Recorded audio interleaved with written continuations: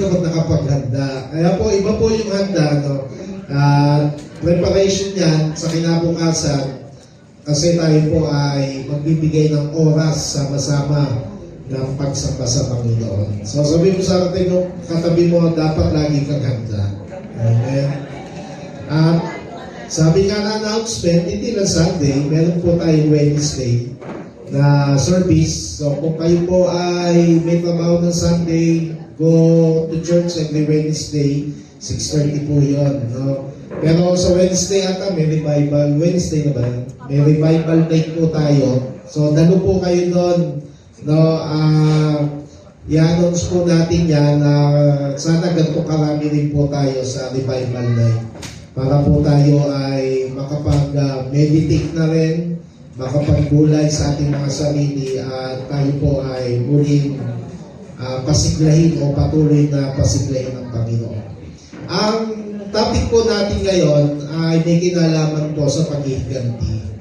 Hindi ko po alam kung ilan na sa atin ang naghiganti sa buhay o baka yung katabi mo ngayon ay nagpaplano pa lang na maghiganti. Okay. May tao ka ba na parang gusto mong gantihan dahil sa mga ginagawa sa iyo o ginawa sa iyo?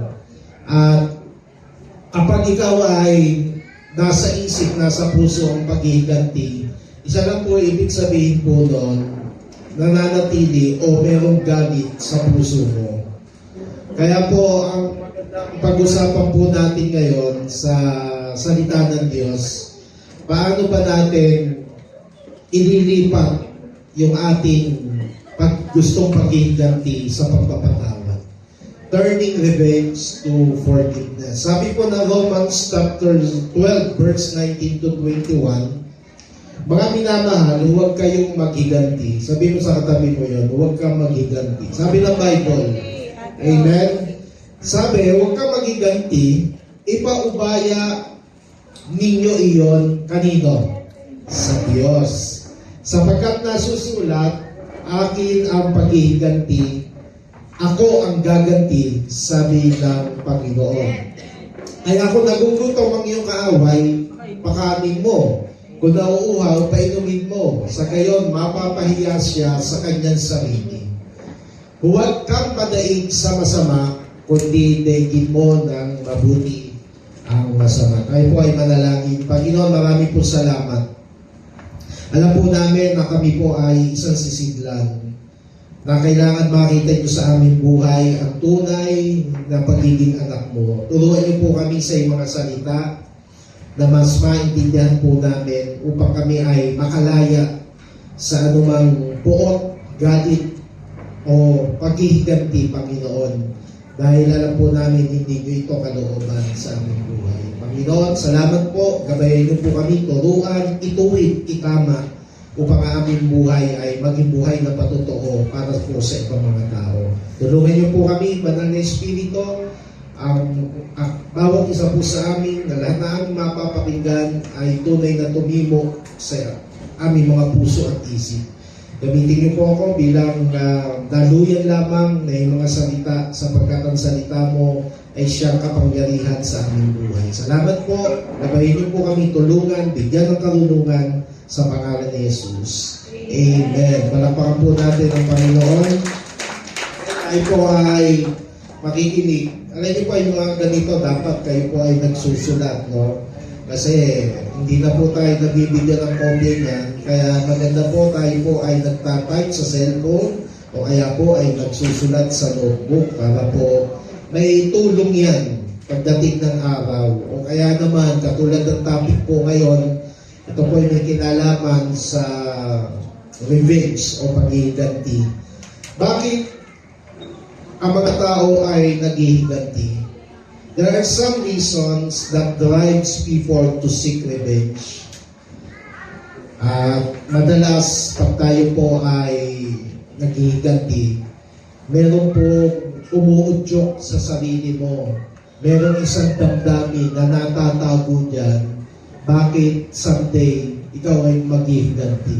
Minsan, ayaw din naman natin maghiganti. Ang gusto natin makita nasisira ang buhay na mga hindi natin nagugustuhan ng mga tao. It is also a form of revenge. Yung natutuwa ka kapag nasisira ang buhay ng isang tao na kagalit mo o kaaway mo. No, kaya dapat maintindihan po natin na kapag ang relasyon natin sa ibang mga tao ay okay, no, meron tayong maayos na relasyon, ang buhay natin ay nagpapakita na tayo talaga ay anak ng Diyos.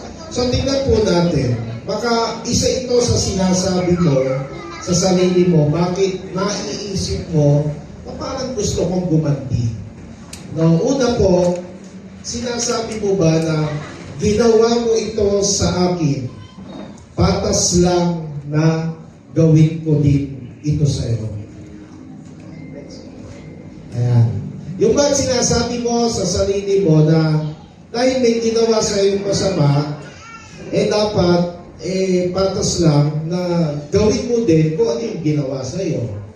No? Kaya sabi ni Robin Padilla, amanos na tayo, parehas na tayo, naipaghiganti ko na. Okay, kaya po, iyan po ay isang damdamin na ikaw ay handang maghiganti kapag ang lagi mo naiisip yung ginawa sa iyo ng ibang tao. No? Mga simpleng bagay na ginawa sa iyo na hindi dapat na hindi ka gaganti. No? Pangalawa, yung sinasabi po natin minsan, ginagawa ko ito para turuan ka ng leksyon. Hindi pag-ihiganti pa rin po yun. Kapag gusto mong gantihan ng isang tao, ipagmamalaki mo ba na dapat lang matuto ka. Ayan, ha? Tandaan nyo po yan, ha? Parang meron kang damdamin na gusto mong pahirapan at bigyan ng leksyon yung iba mga tao. Okay, pangatlo na sinasabi natin, kailangan maparusahan ka sa ginawa mo sa akin. Okay? Minsan tayo po ay nakapokus talaga sa mga damdamin natin. Kasi, ang totoo, walang taong ayaw masaktan. Okay? Ayaw niya na masasaktan siya sa sinabi ng iba o ginawa ng iba. So, pag ikaw po ay may spirit of revenge sa sarili mo, hindi ka papayag na hindi siya maparusahan. Okay? Kaya, maiintindihan natin sa topic natin ngayon. Sa isang banda, mahirap magpatawad. Pero, kailangan mong gawin dahil ang pagpapatawad ay pagsunod sa Panginoon. May nagsasabi pa, ito po ang huli. Ang sabi, hindi ko hahayaan na di mangyari ito sa iyo. Kaya revenge pa rin po yan. Paghihiganti pa rin po yan.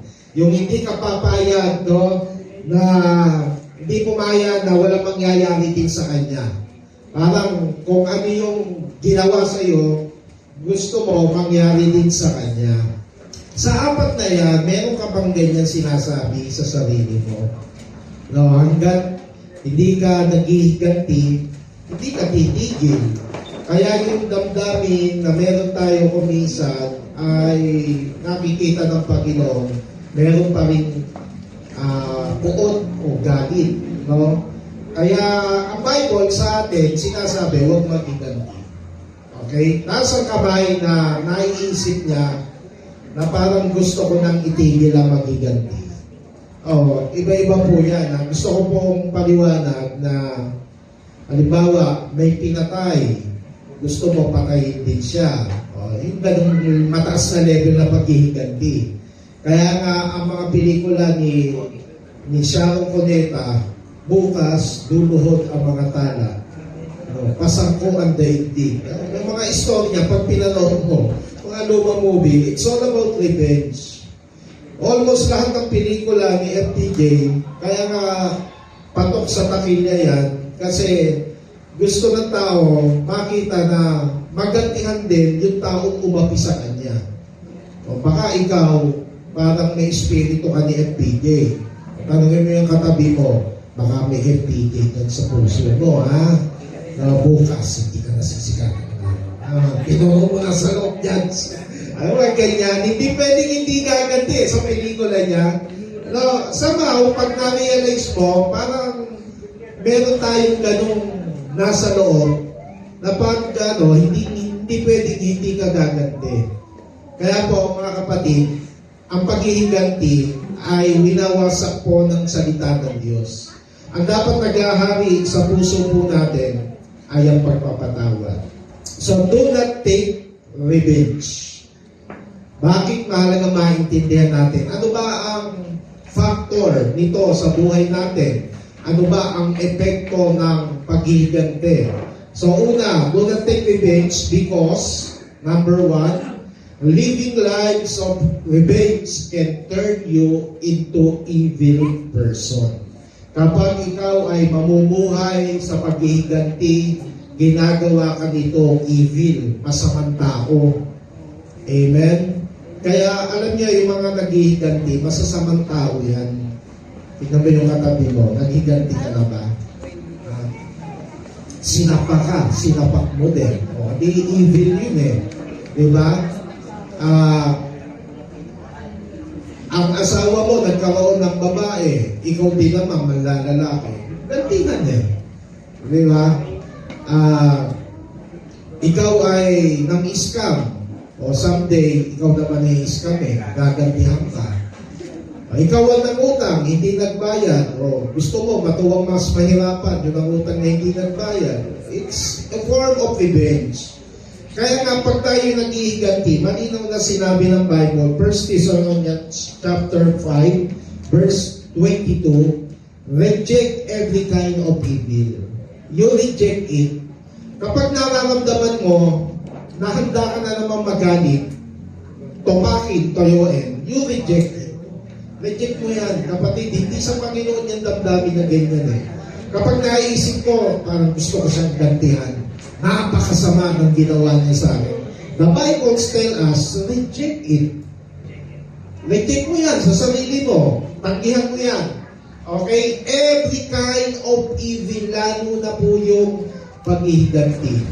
Baka po tayo dumadalo sa church, masama pa rin na loob natin kay nanay at tatay.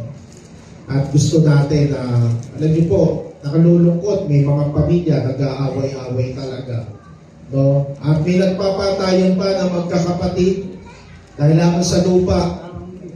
Nakakalungkot po yung ganon, di po ba? So that is evil. Isipin mo, lupa, dahil sa lupa, magkapapatayan yung magkakapatid. Dati meron pong umakila sa akin, doon sa Pangasinan, inangkila ko na yun. Tapos, tinanong ko, saan po ba tayo pupunta? Ano po yung pupuntahan natin? Pupuntahan lang po namin yung tsuhin po namin. Kasi napatay po yung pamangkin ko. Tsuhin, pinatay yung pamangkin. Bakit to? Dahil sa lupa. Nung pinuntahan po namin doon, yung magkakamag-anak, parang nag-reunion, pinuntahan yung tsuhin. Sabi niya isang tsuhin, papahuli natin yan. Di naman kayang patayin din ng kamag-anak. Tsuhin niya eh. So, nung nakita ko, nung pumunta kami sa may bukid, ang ginawa, may hawak pang baril yung tsuhin. Kinausap ng mga kapatid. Banda muli, nakita ko, nag-iiyakan na. Di ibig sabihin, nagpatawaran na lang. Pinatay yung pamangkin dahil lamang po sa lupa. Kaya sabihin mo sa katabi mo, huwag kang papatay. Minsan hindi physical ang pagpatay minsan salita, nakakapatay yan Di ba yung masasakit magsalita, para nakakapatay din yan. Akala nyo yung pagpatay, physical lang. Minsan sa sinasabi natin, parang pumapatay na rin tayo.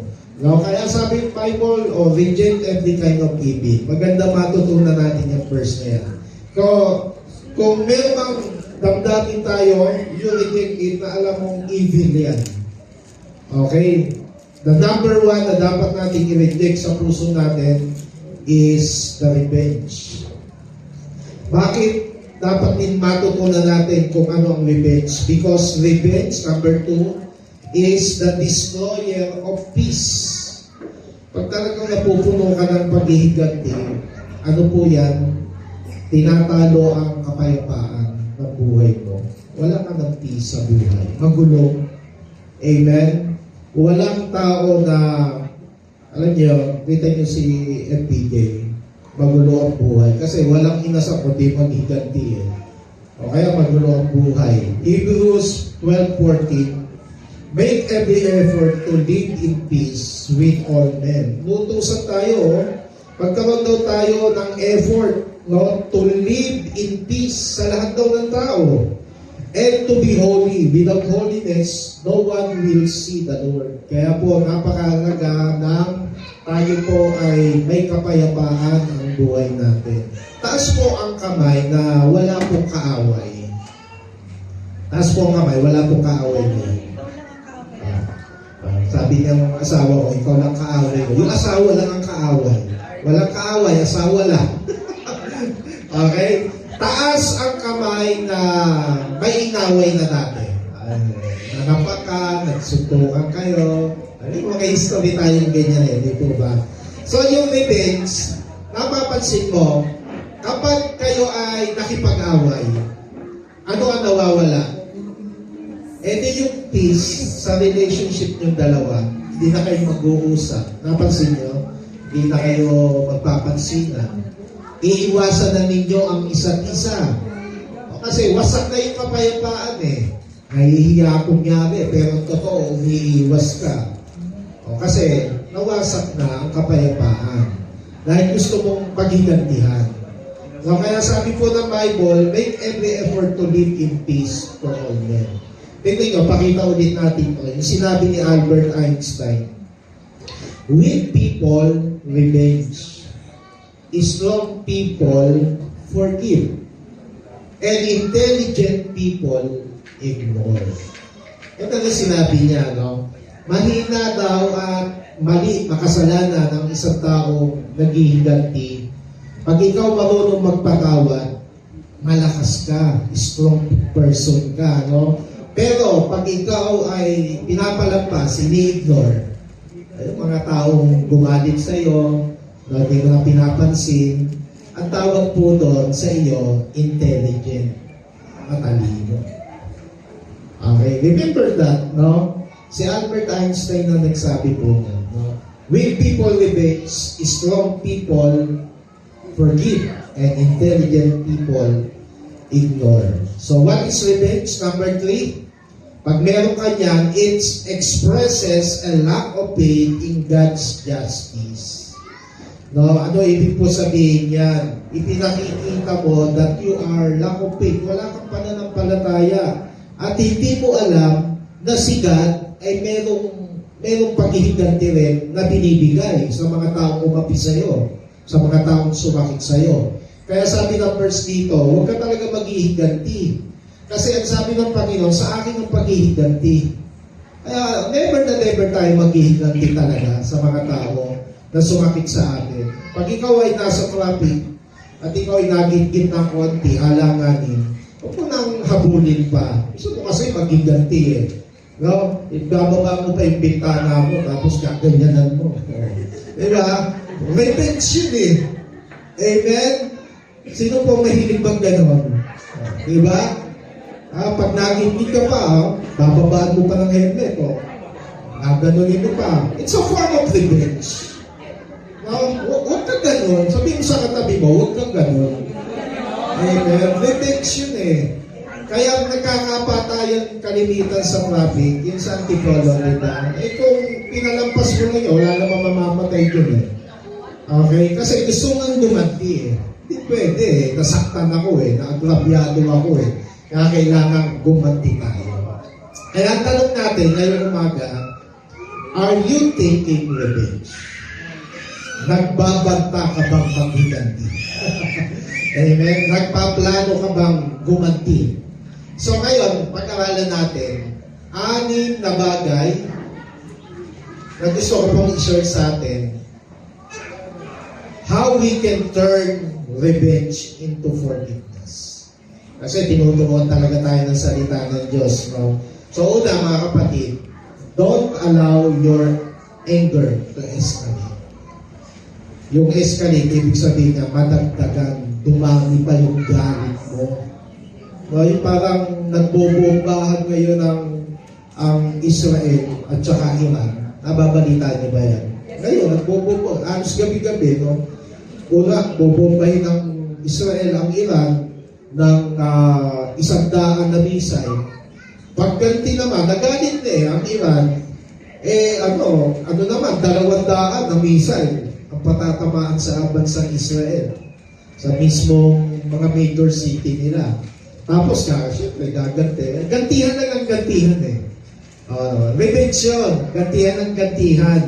Kaya, nag-i-escalate yung mga missile nila, padami ng padami. Nagbabanta ngayon ang Amerika na kapag tinuloy pa rin, mga bombahin na rin ng Amerika ang Iran.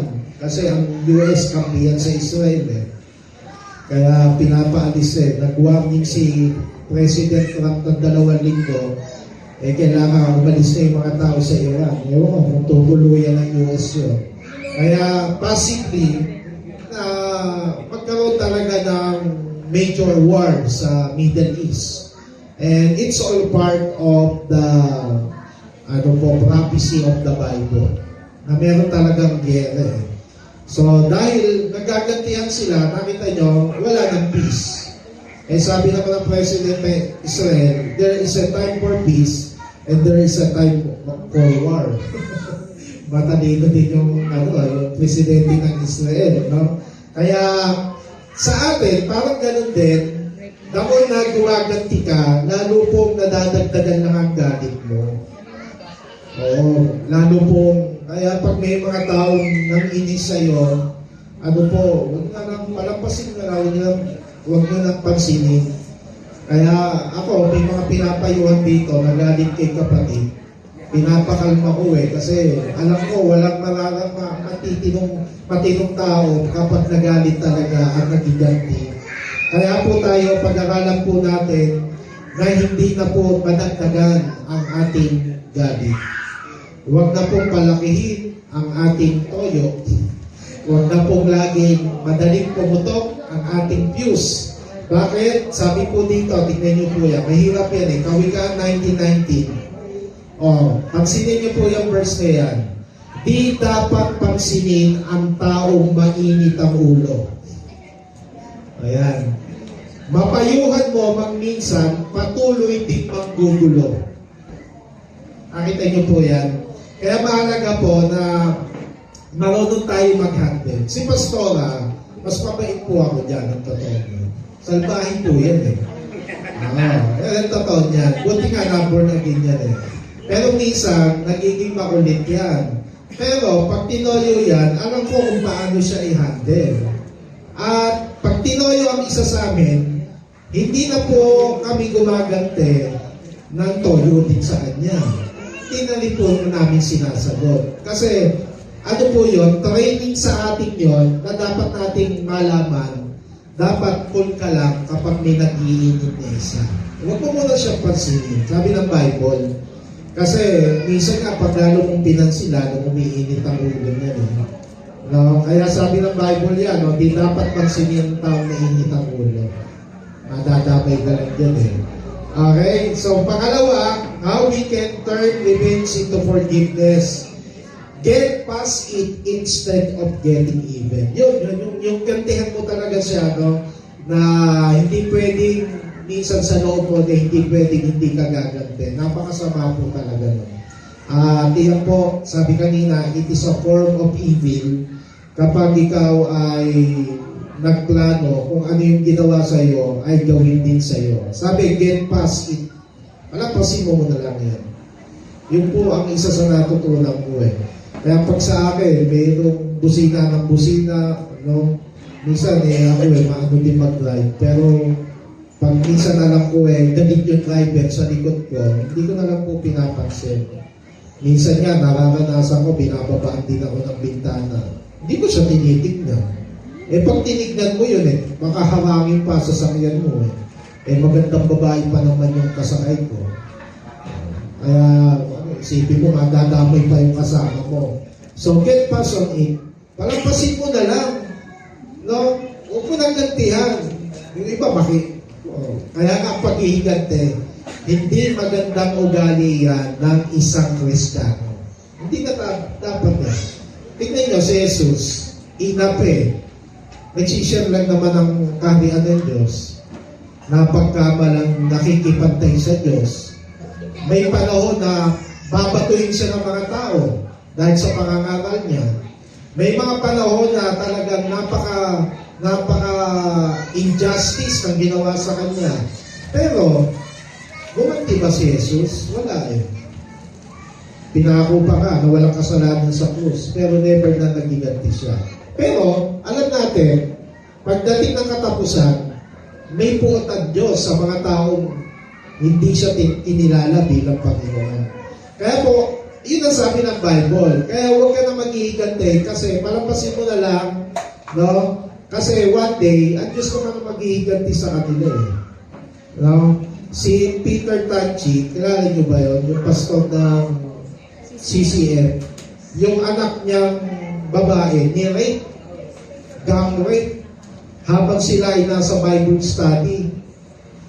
Eh, isipin niyo po yung ginang rape yung anak mong babae habang ikaw ay nasa Bible study. Sabi niya, di ba dapat iningatan ng Panginoon yun, nasa gawain? Tapos, in-interview siya ni Tony Gonzaga, sabi niya, by human nature, ang gusto ko, patayin talaga lahat sila. Pero, because ako ay anak ng Diyos, mas pinili ko na patawarin yung mga taong nang-live sa akin. Sabi ni Tony Gonzaga, pinatawad mo po? Yes, pinatawad ko silang lahat. Isipin niyo po yun. Anak mo ni rape. At sino po mga magulang dito? Pag anak mo na rape, lintik lang o walang ganti. Hindi ka nasisikatan ng araw. Hahantingin mo kahit nasaan ka. May connection ako dyan sa mga polis. Patayin niyo yan. Ganun pa tayo? Peter Tanchi is a good testimony para sa ating lahat. He forgive. Grabe. Ang hirap nun, ha? Sipi mo, ni rape, para ikaw, papayag ka ba ng gano'n? O gaganti ka? Pinatawad niya, totoo nun, may story pa, pinuntahan pa niya sa kulungan, pinatanggap sa Panginoon. Grabe. Ganun katindi yung pastor na yun. Sino gusto maging katulad niya?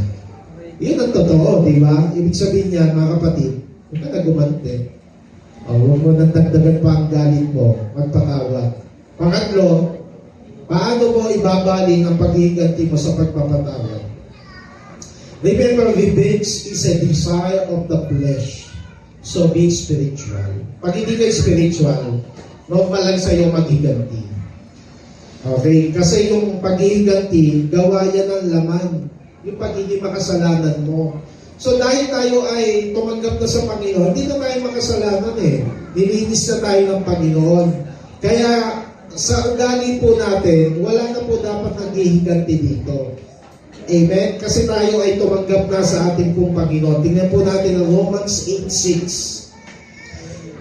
For to set the mind on the flesh is death, but to set the mind on the Spirit is life and peace. It is your choice. Pipili ka lang naman sa dalawang yun eh.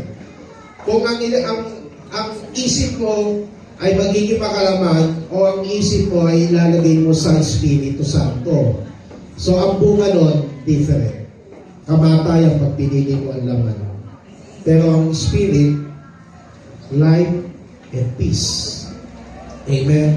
I can say ang buhay mo po ngayon may kapayapaan kasi una, marami mga umaway sa akin, pero hindi ko sila inaway. Hinayaan ko na lamang kung ano sabihin nila, bahala sila. Pero ako ngayon, peaceful because wala po akong kaaway ngayon. May mga taong nagsasabi sa akin ng mga negative, may mga komento, pero never na ini-entertain ko po sila. Amen. Kaya kayo, ganun din sa akin, pag kayo ay binash sa Facebook, huwag nyo na lagyan pa ng comment. Kasi pag nag-comment ka, magko-comment na naman. Okay? Pag nag-comment sila, magko-comment ka na naman. Walang katapusan niya hanggang humaba po yung komento. Kaya, do you think that is revenge? Kasi ayaw mong pumayag na may masasabi sa iyo eh. Amen? Kaya gagantihan mo. Kaya dito po sa church, tinuturuan po natin kayo never na never napapatol po kayo sa mga social media. Alam niyo kung bakit? Dapat may wisdom po kayo dyan. Pag kayo ay nakikipag-away sa social media, nadidetermine ng tao kung anong klaseng tao ka. Hindi matatalino. Oo. Kaya dito, sa atin, pairali natin, huwag tayong patol ng patol. Sabihin mo sa katabi mo, huwag kang patola. Huwag patol ng patol, kapatid. O, tandaan mo, hayaan mo na sila. Di ba sabi ng verse, huwag nyo pansinin yun. Amen? Hindi ako papayag, pastor. Inaapi ako dyan. Hindi naman totoo sinasabi niyan. O, isipin mo, sabi ng Bible sa atin, ang Diyos ang maghihiganti sa'yo. Tignan nyo, may mga tao pumapi sa amin. Ngayon, mga patay na. Sabi ko, hindi namin ginantihan yun. Hindi namin ipinag-pray na mamatay sila. Ang Diyos na ang gumanti siguro sa kanila. May mga taong nagsabi sa amin ng mga napakadaming negative. Ngayon, sira ang buhay, wasak ang pamilya. Hindi namin sila pinag-pray. Hindi kami naghiganti sa kanila. Siguro, ang Diyos na ang bahala sa kanila. Kaya dapat ganun ka din. Amen? So sabihin mo sa katabi mo, bahala ni si God. Doon sa mga taong gumalit sa iyo at nangapi sa iyo, mga kapatid. Now, pang-apat, ito, importante po ito. Para matuto kang madaling magpatawad, surround yourself with people who exercise self-control. Amen? Surround yourself. Kaya makisama ka doon sa mga tao, mga mahihinaho, magiging mahihinaho ka rin. Sumama ka sa mga tao mainitin ang ulo, magiging mainitin din ang ulo mo. Amen? Bakit naging mainitin ang ulo mo? Lagi mong kasama mga topakers O kaya ngayon, toyoin ka na rin. Kaya turuan mo sarili mo, i-train mo sarili mo, you surround yourself with people who exercise self-control. Ako po may nakita at nakilala at nakasama mga tao, napakahinahon. May hindi ko minsan nakita na galit. May mga tao akong nakasama din na konting bagay lang, pinapatulan talaga. Oo.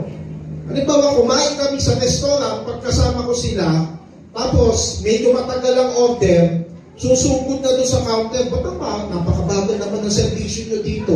Nagpabayad naman kami dito Grabe. No? May mga tao talagang ganon. So, the way para matutunan mo maging mahinahon at magpatawad, di sumama ka doon sa mga tao, mga relax sa buhay. Yung mga, sino ba yung mga the most relaxed people in the Philippines? Alam kung sino? Sabi nila, yung lahi ni Kuya Kevin. Ang mga Ilonggo, napaka-mahinahon yan. Galit na ako sa'yo. Napaka-mahinahon daw nila. Kasi the way ng kanilang pagsasalita, hindi mo mahalatang galit na pala sila. Alam? Kaya maganda kasama yan, yung mga yan, kasi mga relax yan, no? Mga mahihinahon. Dapat ikaw mahanap ng gano'n. Napansin nyo, nakakainis kasama yung mainitin na ulo. Madadamay ka talaga No, kapag may inaway sa traffic, ikaw ang sakay, wala, damay ka. Aawatin mo lang, sasapakin ka na rin. May initin na ulo diba? Kaya you surround yourself with people who exercise and control. Sino kaya na dapat mo lagi makasama? Hindi, pastor. Hindi ka maiwasan. Kasama ko sa buhay. May initin na ulo Kaya dapat alam mo kung paano sila harapin at i-handle. Amen? Proverbs 22 verse 24. Huwag kayong Huwag kayong makipagkaibigan sa taong ang damdaming mainit. Huwag kayong makikisama sa taong madaling magaling. Pastor, paano yung asawa ko yung nainitin ng ulo? Hiwalayan ko na. Paano yan, Pastor? Matinding matinding challenge yan. Kaya nga ikaw, alam niyo po, ito tayo, may mga pamilya, may asawa. Kapag sa family natin, may isang member tayo, ang kanyang katangian, madaling magalit. Especially tayo mga magulang, dapat pinagpipray natin lagi sila. Pinapanalangin. Kinakausap na mahinahon. Huwag mo sasabayan ng galit. Huwag mo sasabayan ng taas ng boses. Kaya na naman lagi tayo nagtatalo kasi pataasan tayo eh. No? Sasagot. Tapos hindi pwedeng hindi ka rin sasagot ng malakas. Eh paano kung meron lang isa na magiging mahinahon at meron self-control? Ano kaya mangyayari sa mga relasyon natin? No, pati dito sa church, no, one time mga nag-away, nagsigawan, naawat na. You see, tayo din naman na nasisira eh. Kaya po napakahalaga na tayo ay mag-practice. Practice po ng self-control sa buhay po natin. Amen? So, reviewin po natin, no? Una po, don't allow your anger to escalate. Number 2, get past it instead of getting even. Number 3, revenge is a desire of the flesh. Gawa na naman yan. So, be spiritual. Number 4, surround yourself with people who exercise self-control. And number 5, examine your heart. Baka minsan nalilimutan na natin yan. Kaya alam niyo po, napakahalaga ng ikaw ay nagdi-devotion. Amen? Baka kasi kaya tayo puno ng galit. Baka nakakalimot na tayo mag-devotion kasi sa Panginoon. Nalilimutan na natin mag-pray, idulog ang ating mga sarili sa Panginoon, ilapit at hihingi ng tawad yung mga nagagawa natin, mga evil sa buhay po natin. Kaya po napakahalaga na tayo po ay meron pong panahon lagi na nagsisiyasan tayo sa ating mga sarili po natin. Kaya sana po bawat isa sa atin, lahat tayo ay laging may panahon para siya sa atin ng ating mga sarili. Search me, O God. Sabi po ng aklat ng awit, na tayo po ay magpasiyasat lagi sa Panginoon. Kasi ayaw ng Panginoon na maging masamang tao tayo eh, because gusto mo kasi lagi maging gantig eh. Ayaw ng Panginoon niya. At sabi po na Ephesians chapter pang-anim na pala, no? So the last is, yun na yun. Do not take revenge, but instead, choose to forgive. Huwag ka na magiganti, patawarin mo na lamang sila. Amen. Sa puso mo, hindi mo man sila maharap. Sa puso mo, alam mo, pinatawan mo na sila. Ephesians 4:32, sa halip, maging mabait kayo at maawain sa isa't isa at magpatawaran tulad ng pagpapatawad sa inyo ng Diyos sa pamamagitan ni Kristo. Di ba tayo, we worship the Lord.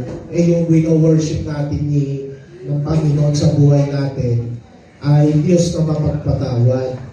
How we can worship the Lord kung hirap po tayo magpatawad. Kaya patawarin mo na sila. Sino man yung tao nasa isip mo ngayon, no? Maging mabait ka sa kanila. Okay? Balik mo nga yung unang verse. Ganito yung magandang gawin natin eh. Yung Romans 12.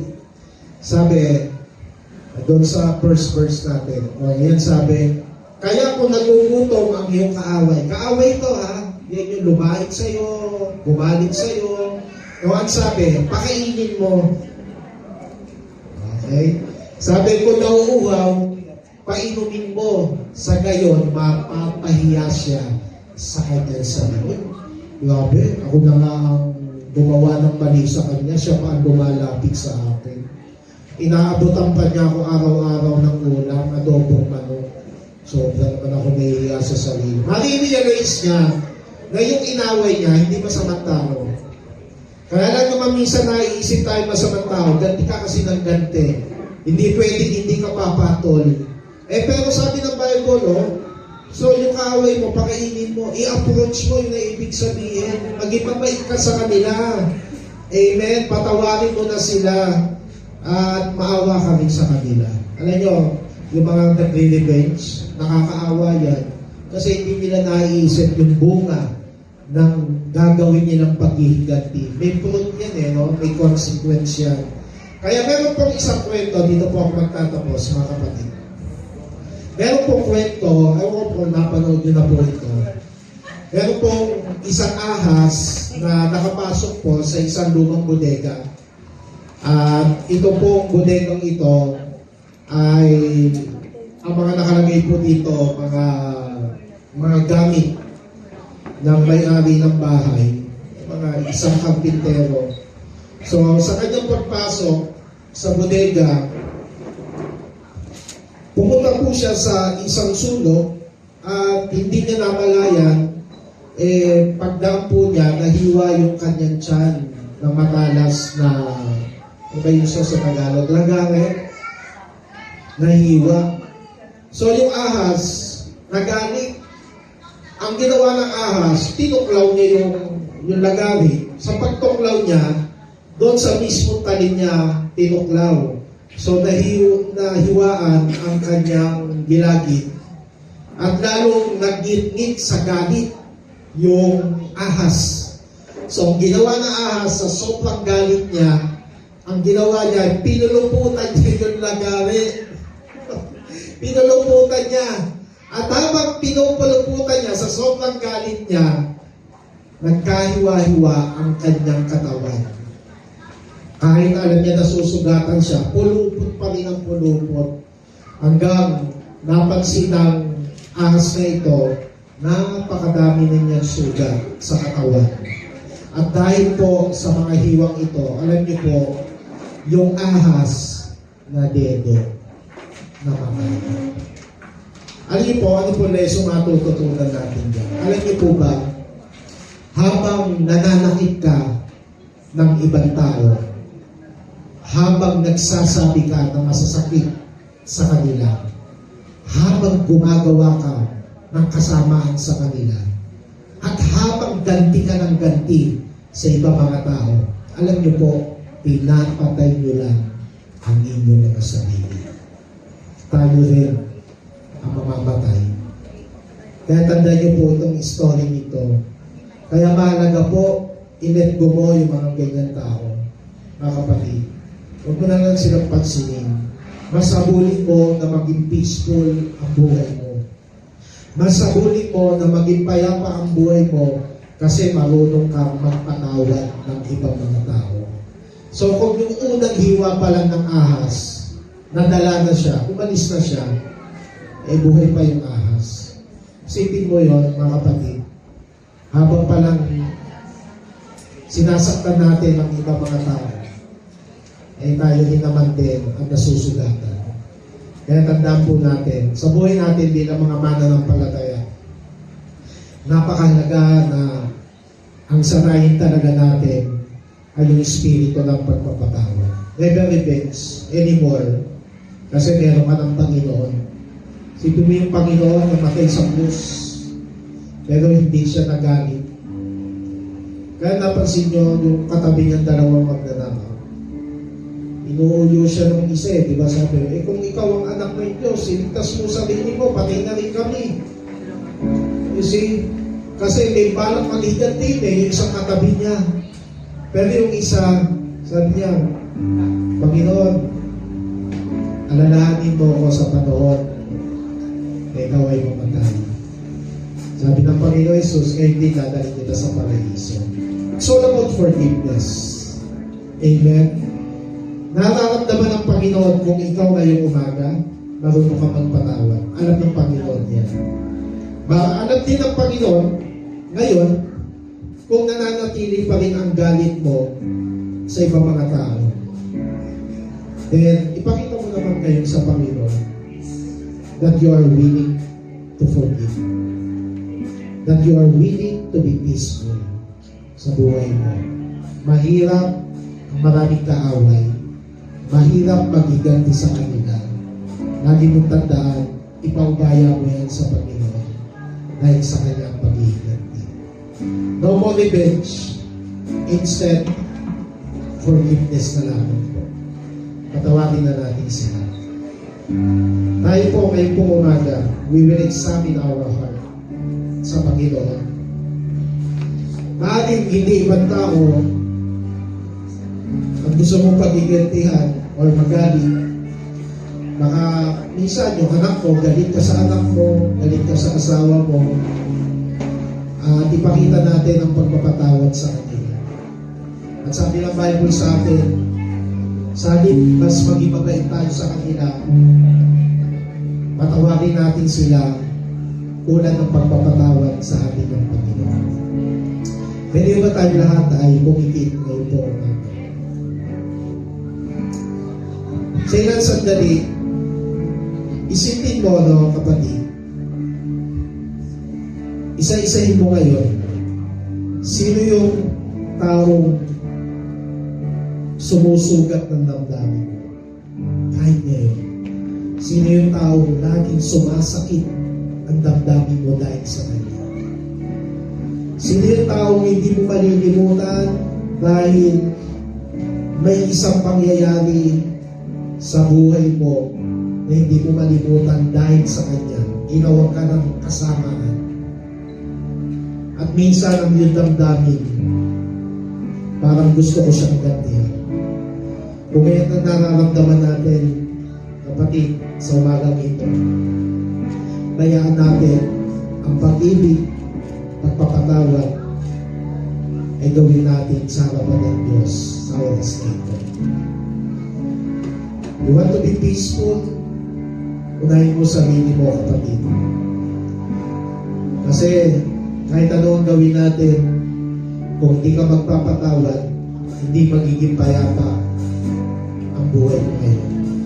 At kapag ikaw'y natuto mong magpatawad, sabi ko na Bible sa atin, buhay at kapayapaan ang dadapo sa ating mga buhay.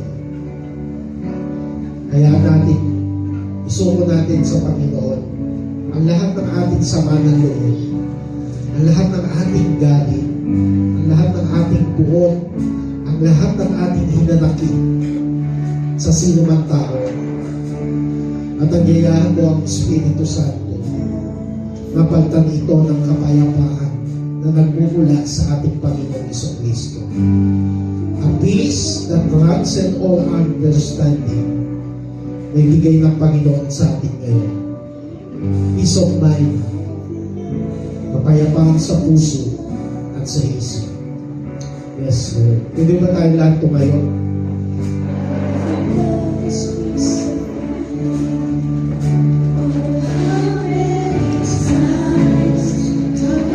Salamat po sa iyo, Panginoon. Salamat po sa iyo,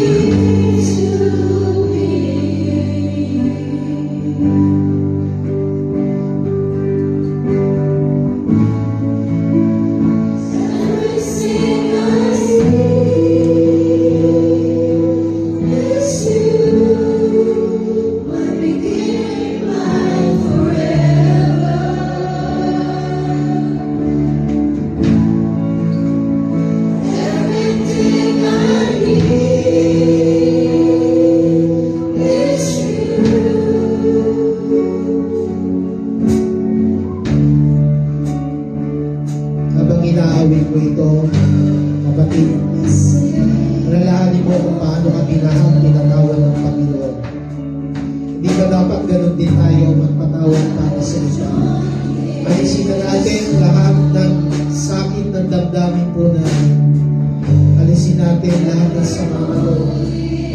Suko po ito sa Kanya sapagkat dinala nga yan ang Panginoon doon sa krus ng Kalbaryo.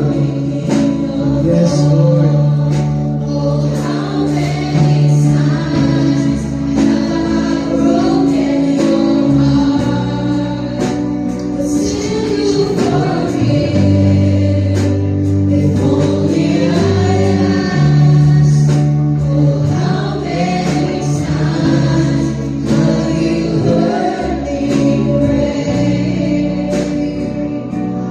Draw me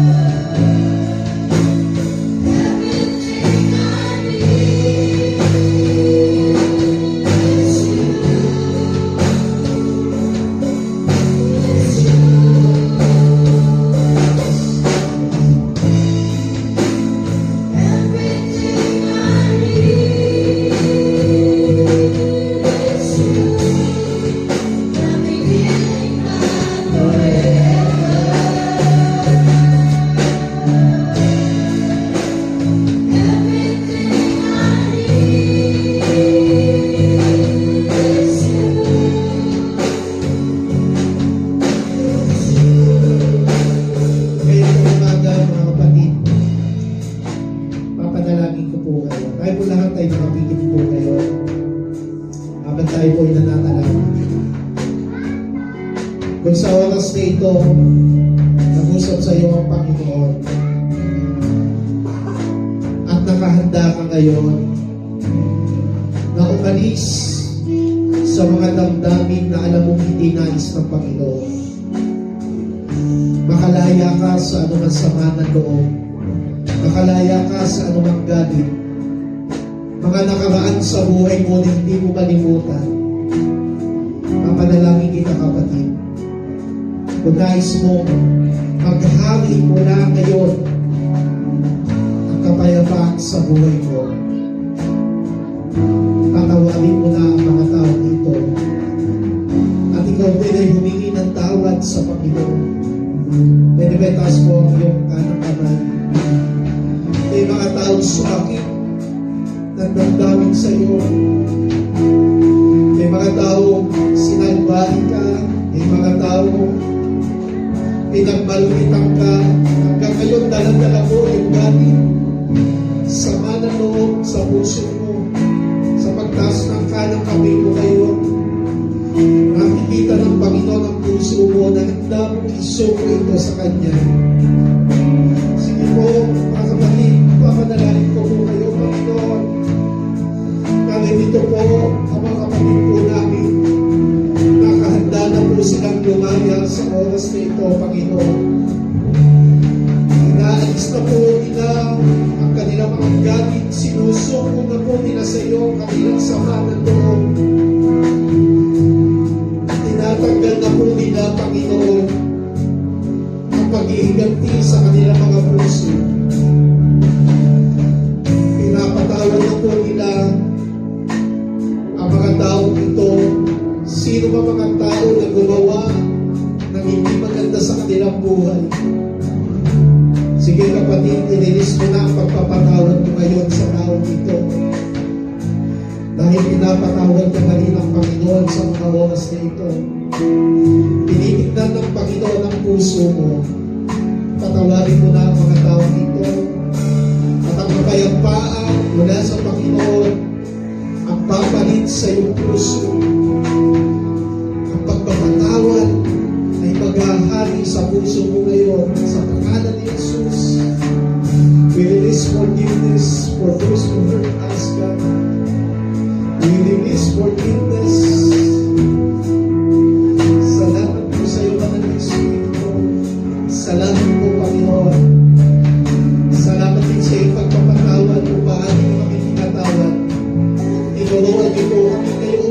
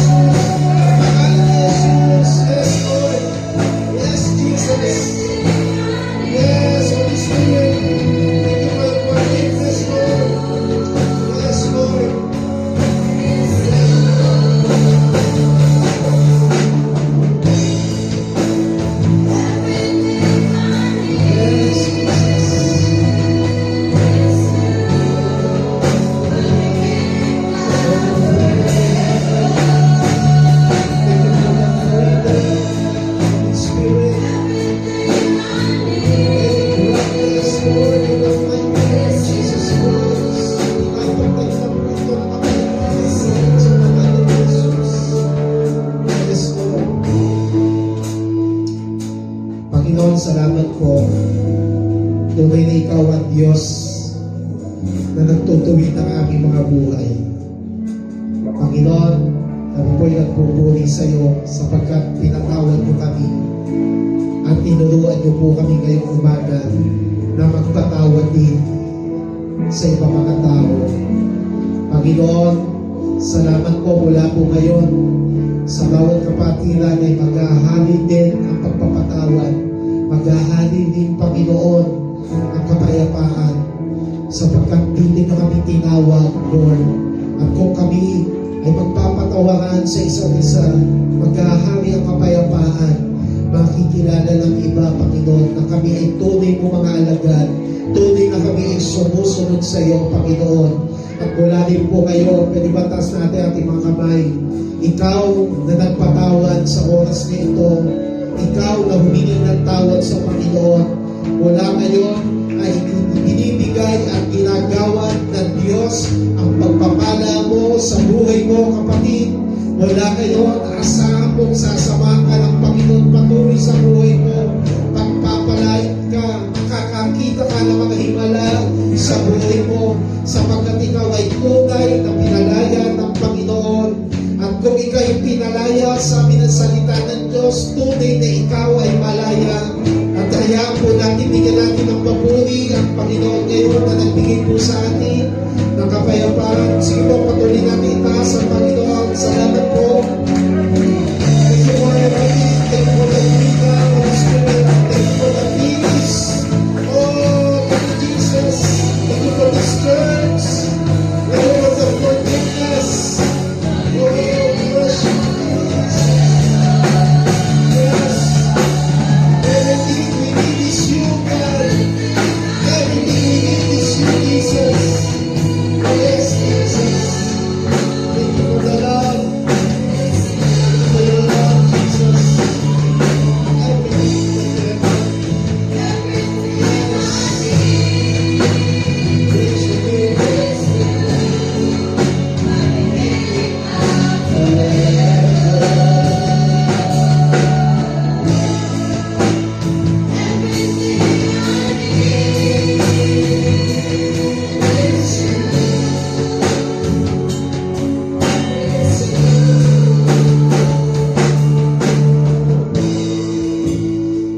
Salamat po sa iyo, Panginoon. Lahat ng papuri pagdakila ay binabalik po namin tanging sa pangalan lamang ng aming Panginoong Jesucristo. Sa iyo lahat ng papuri pagdakila. Salamat po, palapakan po natin ang Panginoon. To God be the glory alone in Jesus Christ. Amen and amen. God bless you po, mga kapatid. Mga kaupo na po.